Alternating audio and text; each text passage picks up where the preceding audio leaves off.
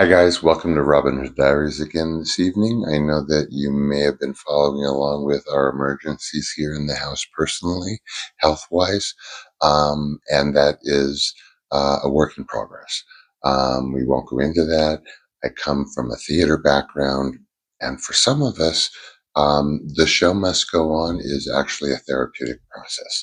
So let's stick true to form to the preview that I gave as a maybe and talk about this actually hardcore solid move that my husband and I was a hair's breadth away from making and relocating to Europe.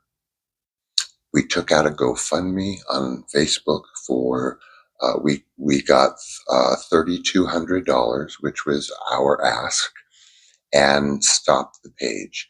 This was to help us with a quite complicated visa process that cost a couple grand to make happen. This was a sort of a very complicated relocation, long-term relocation kind of promisey thing that is a triple visa. Now, I am basically solid Irish on half my family, so I have a lot of them there. The original plan was to move essentially to a place in Wexford uh, called Gorey. That was the place because of a situation with my aunt's house being available, etc. Not a good place for my husband, as his emphysema developed quite quickly, and that was ruled out because of the climate in Ireland being very moist and basically being the front end of the Atlantic Ocean. So then we decided on Amsterdam. Not much better of a climate overall, but it seemed a very liberal place, for lack of better words, because I had been there a few times, but it was many, many years ago.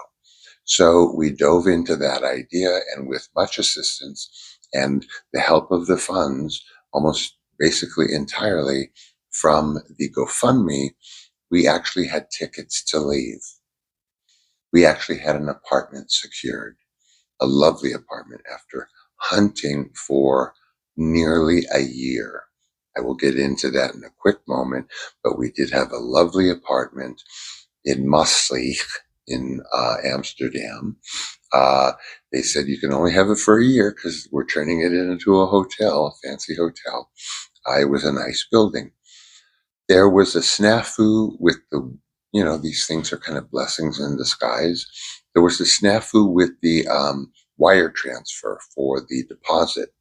And I got alarmed and thought that perhaps both the company and I had absconded with this money. Turns out Bank of America was one digit off. I'll leave that there.